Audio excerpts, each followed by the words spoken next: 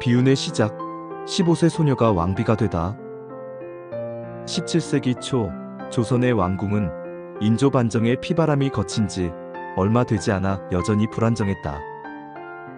왕위에 오른 인조는 반정을 통해 권력을 잡았지만 그의 삶은 순탄치 않았다. 사랑하는 첫 번째 왕비 인열 왕후가 세상을 떠나자 인조는 새로운 국모를 맞이해야 했다. 그 주인공은 바로 15세의 어린 소녀 장렬 왕후 조씨였다. 그녀가 궁궐에 들어왔을 때 남편이 될 인조의 나이는 43세였다. 그녀는 인조의 아들들인 소현세자와 효종 당시 복림대군보다도 나이가 어렸다. 말 그대로 할머니뻘이 아닌 이모뻘도 아닌 아들들의 어린 동생과 같은 존재였다. 어린 소녀에게 화려한 궁궐은 사랑과 존경의 공간이 아닌 외롭고 위태로운 생존의 장이었다. 그녀의 삶은 이미 시작부터 비극의 그림자가 드리워져 있었다.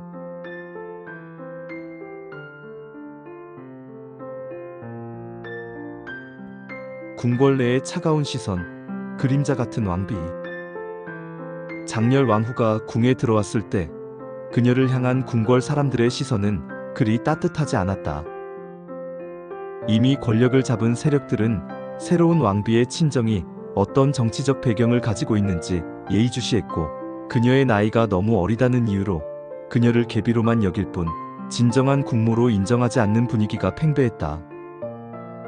특히 시어머니인 임목대비는 며느리임에도 그녀를 차갑게 대했으며 인조의 아들들도 자신들의 어린 새어머니를 불편하게 여겼다. 장렬 왕후는 궁궐의 복잡한 정치적 관계 속에서 철저하게 소외된 채 그림자처럼 조용한 삶을 살아야 했다. 그녀의 유일한 바람은 평화로운 삶이었지만 시대는 그녀에게 그 평화를 허락하지 않았다.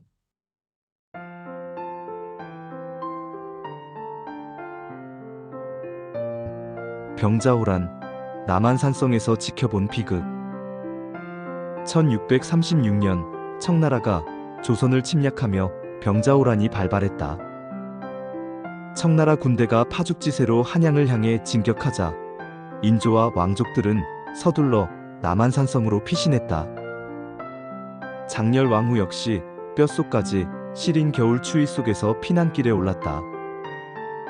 그녀는 난생 처음 보는 전쟁의 참혹함과 백성들의 고통을 눈앞에서 목격했다. 굶주림과 추위, 그리고 끊임없이 들려오는 총포 소리는 어린 왕비의 마음에 씻을 수 없는 트라우마를 남겼다. 47일간의 혹독한 항전 끝에 인조는 청태종에게 309고도의 치욕적인 항복을 해야 했다.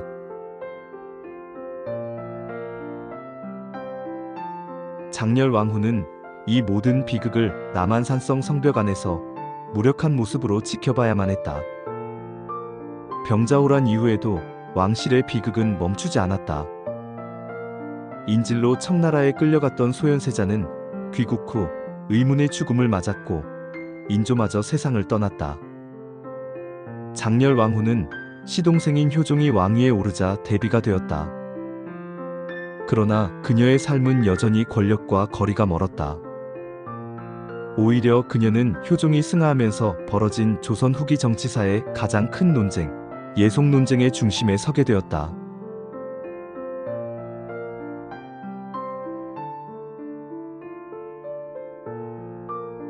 서인과 남인은 효종의 어머니인 장렬 왕후의 상복 기간을 두고 치열하게 다투었다. 서인은 1년, 남인은 3년을 주장했는데 이는 단순한 상복 문제가 아닌 효종의 왕위 계승 정통성을 둘러싼 정치적 싸움이었다. 그녀의 상복 기간을 놓고 신하들이 서로를 헐뜯는 모습을 보며 장렬 왕후는 다시 한번 궁궐의 냉혹함을 절감해야 했다. 그녀는 그저 살아있는 왕실의 정통성을 증명하는 도구로 이용되고 있었다.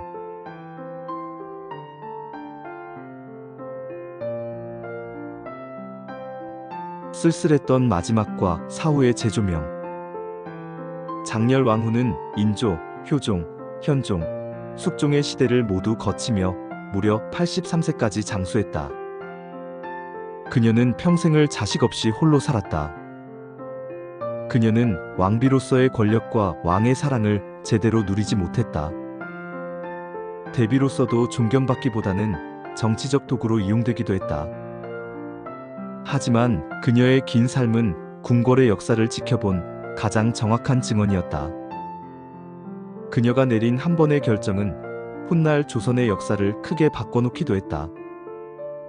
철종의 뒤를 이을 왕이 없자 그녀는 흥선대원군의 요청을 받아들여 왕의 교지를 내렸고 그 결과 고종이 즉위하게 된다. 비록 그녀의 삶은 고독과 슬픔으로 점철되었지만 그녀는 마지막 순간까지도 조선의 역사에 깊은 흔적을 남겼다.